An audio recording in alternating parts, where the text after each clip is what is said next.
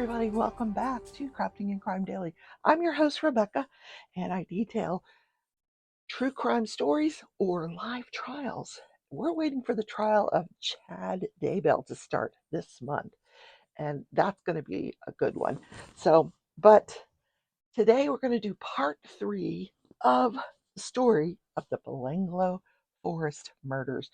Now, in part 1 and 2, part 1 I covered who were the victims and how they went missing, how and where they went missing.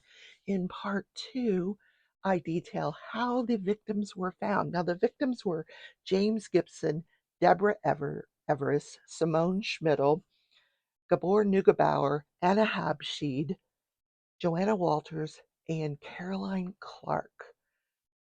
7 victims found in the Belanglo State Forest. Now, if you want to see those episodes, they're available on my channel, of course. Please subscribe, hit the thumbs up button, and don't forget the notification bell so you don't miss any of the other episodes that are to come, because this is a very long story. Also, I think that's it for the commercial part of the show. Okay, let's talk about the tips that were coming in to this task force AIR. So after finding all of these 7 bodies in the Belanglo State Forest, the New South Wales Police Department put together this task force, very large task force, with all the great mind investigators that they could put together in this task force, and they called it Task Force AIR. So one of the tips that came in was from a guy named Paul Onions. He was a guy from Britain, and he had just gotten out of the British military. While in the military, he was an air conditioner mechanic. And before he started his employment, as a civilian, he decided he wanted to travel. So he was going to go to Australia and travel. So when he gets to Australia, he spent 6 weeks in Sydney at a hostel, just touring all the sites, partying with all the other backpackers, before he decided to head south to Victoria. And this was a very, very long trip, between 600 and 700 miles. And the fellow people that he was hanging out with said, the best way to get there is just to hitchhike. It's cheap, and it's a great way to save money. And then when you get to Victoria, you can get a fruit picking job. So this was his goal.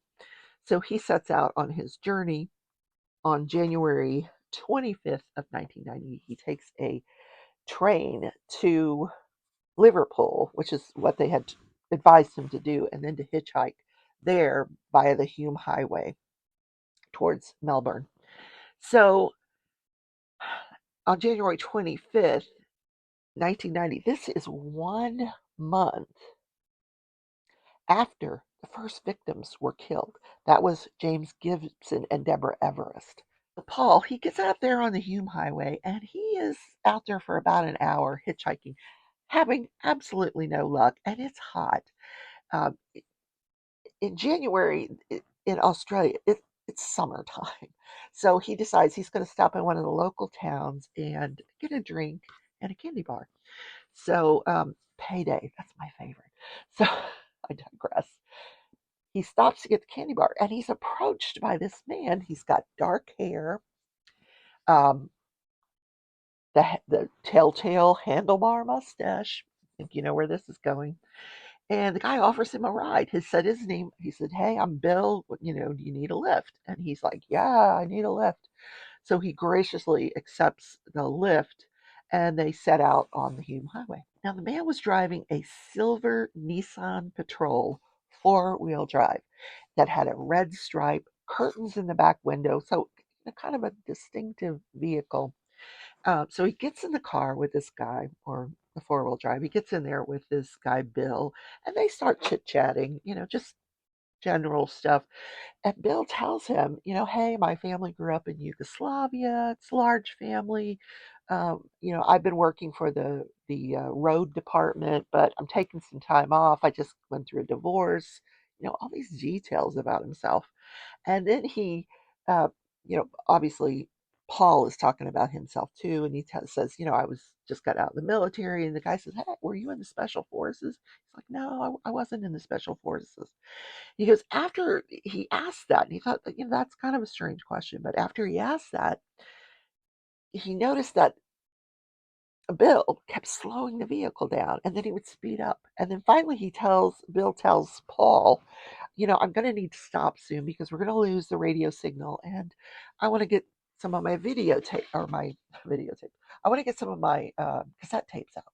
Now, Paul thinks, this is kind of strange because there's some cassette tapes right here in the console that he had access to. So what's he getting out?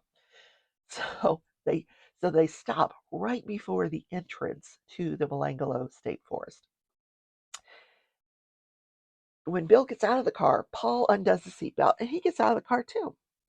And Bill says, "No, no, no, get back in the car." So he gets back in the car, and shortly after that, Bill gets back in the car. But then Bill gets out of the car again, reaches under the driver's seat, and pulls out a gun and points it at Paul and said, "This is a robbery."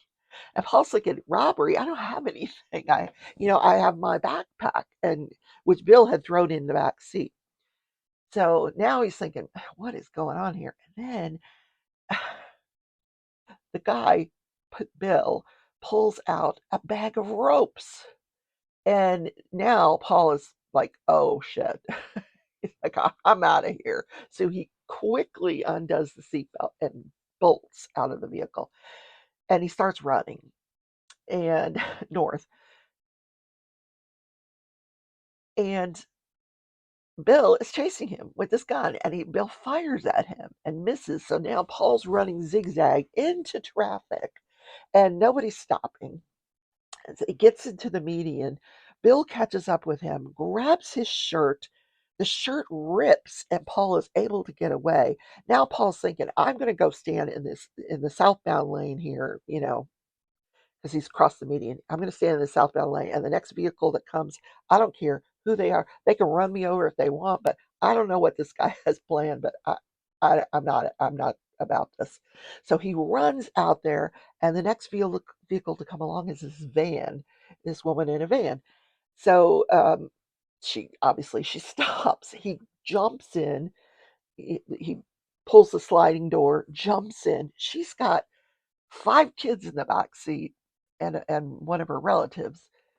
And she's like, "Get out of my car." And he's like, "No, he's got a gun. Just keep going."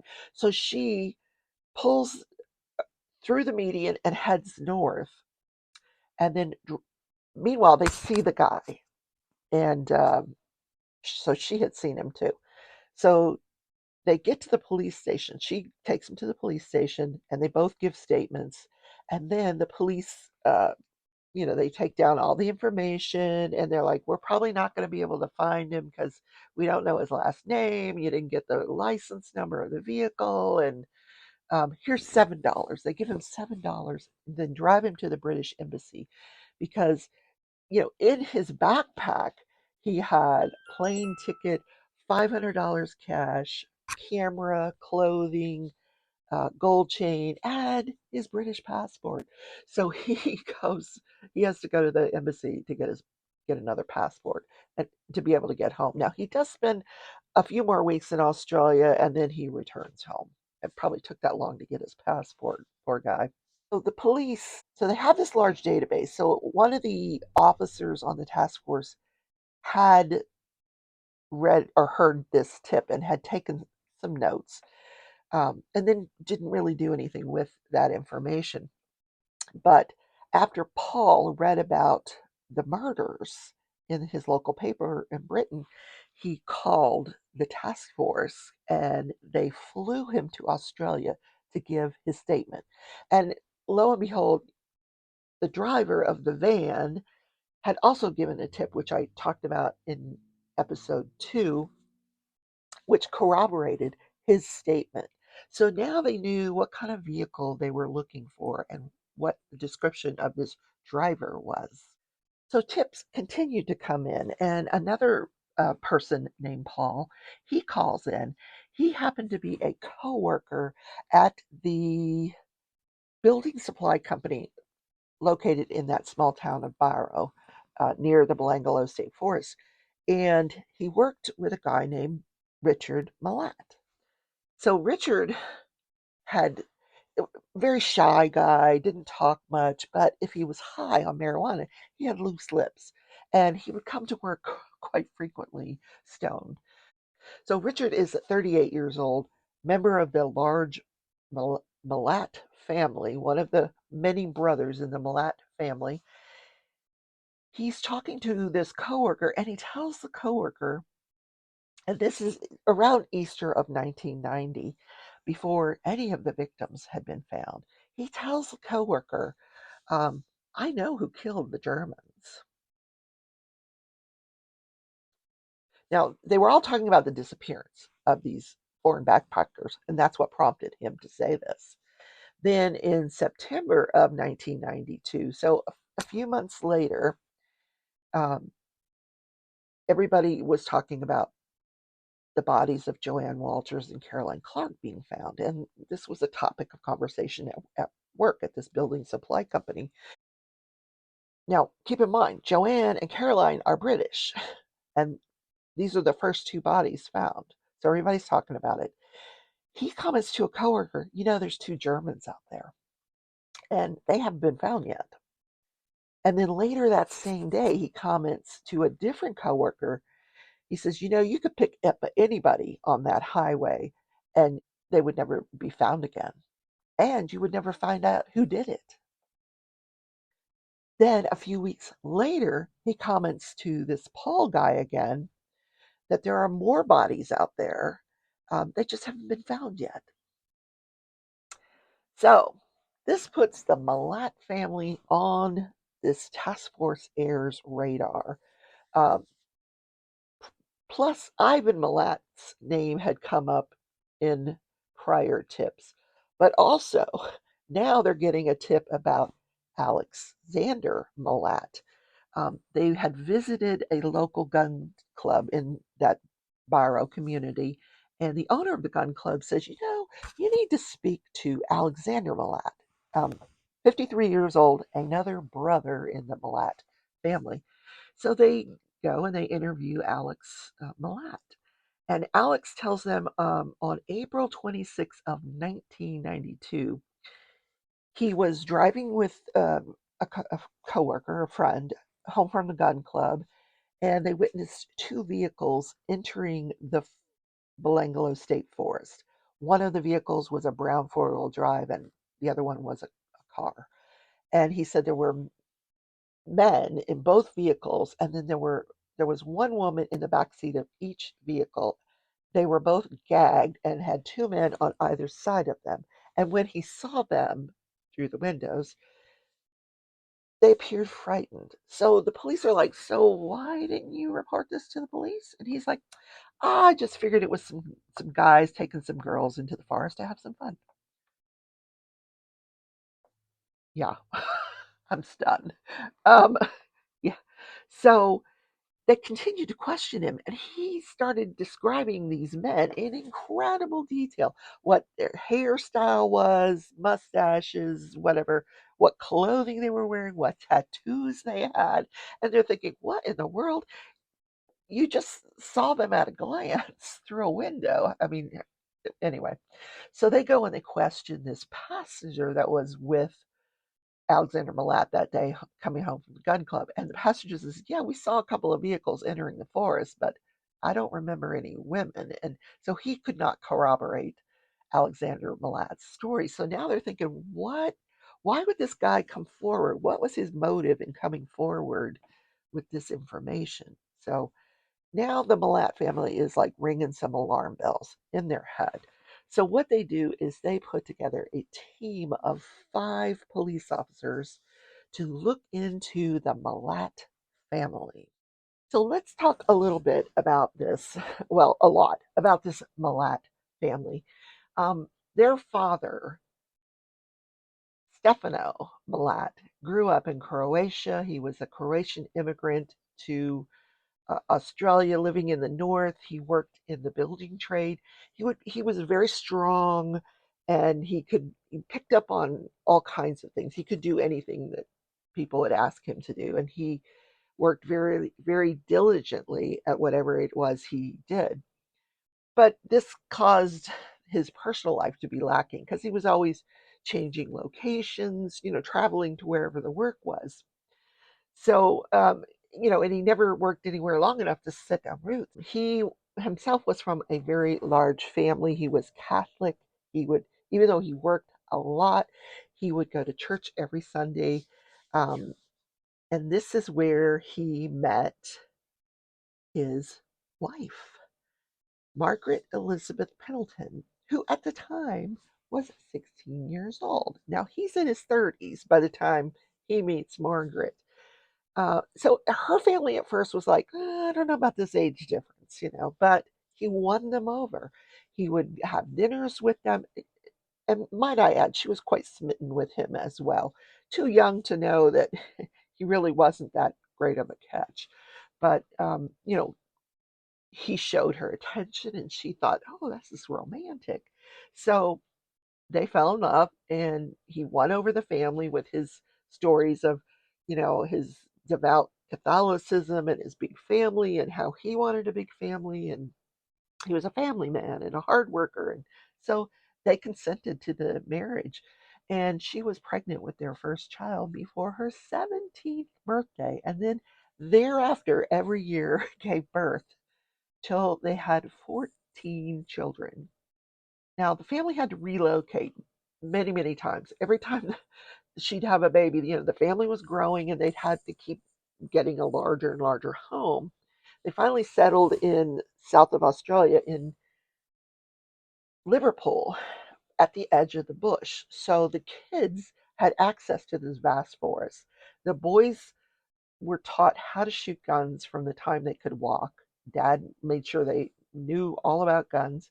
And so the boys would get up in the morning, they'd go hunting, the girls would clean the house. They did attend school, but none of them were very diligent. They didn't like school, they preferred the bush life, the outdoorsy life. The only one that excelled at school, so to speak, I mean, he was very smart. He didn't put much effort into it. If he had put any effort into his work, he would have excelled. But he was a very, very smart guy, and he picked up on a lot of things. So the teachers would call on him, and he would know the answers. And this was Ivan Milat. He was the fifth child of Margaret and Stefano. Now, truancy was a big issue for this family. They didn't like school, so they would set out for school, and maybe they would get to school, and maybe they wouldn't. Maybe they'd just go off into the bush and play around. They knew the area better than anybody. They knew where all the trails were. They knew everything. Secret routes to places.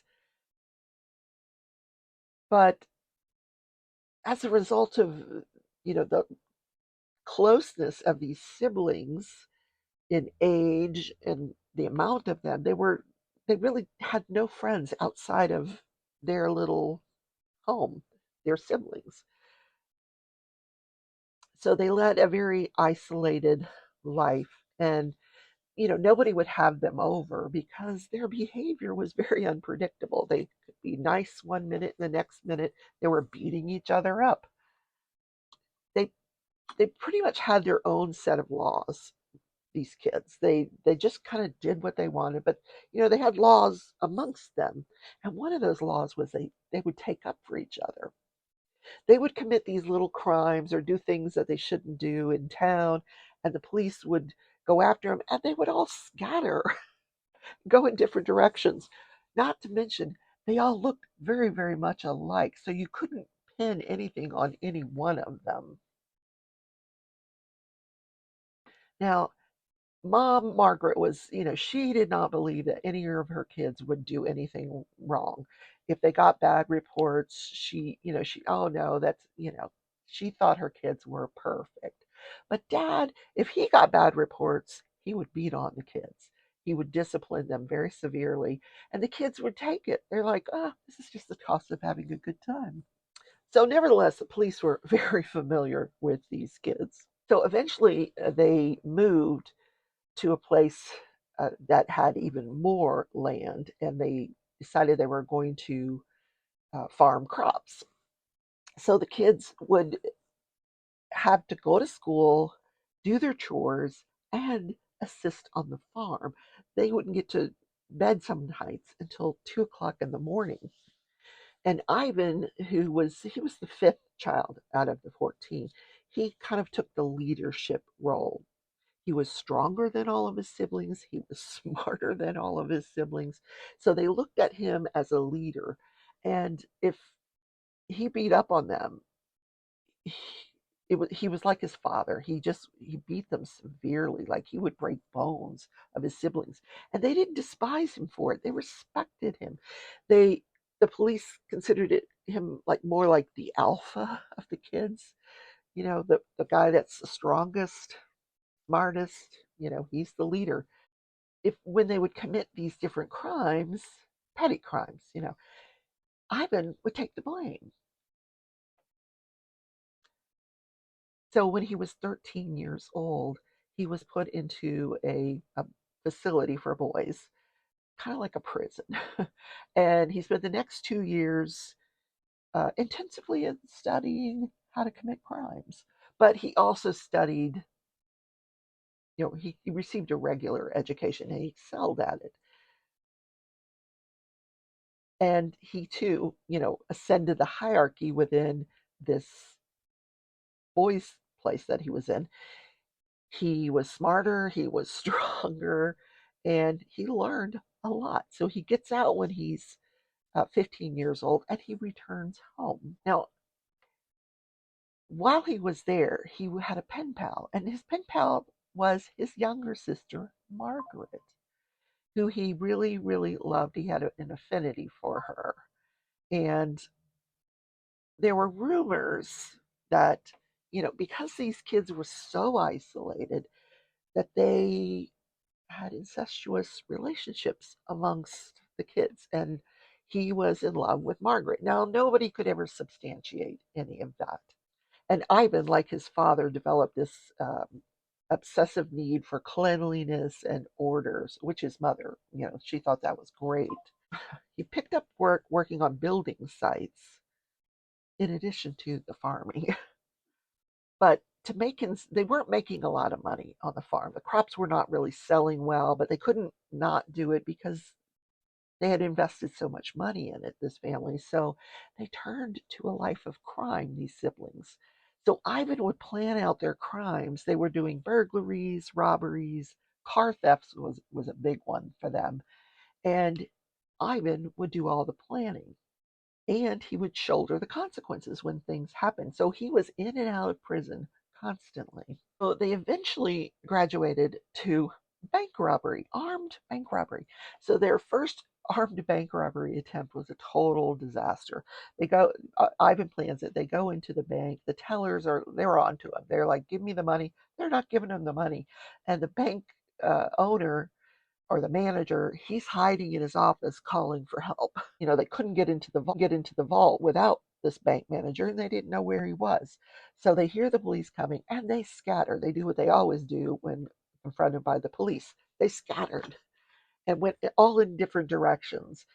But Ivan, he just kind of casually walks over to a different street, hails a taxi, gets into the taxi driven by a guy by the name of Neville Knight.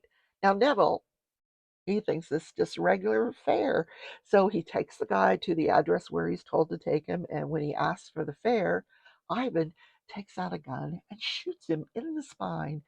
The guy fakes his death. He just fakes like he's dead. And Ivan leaves.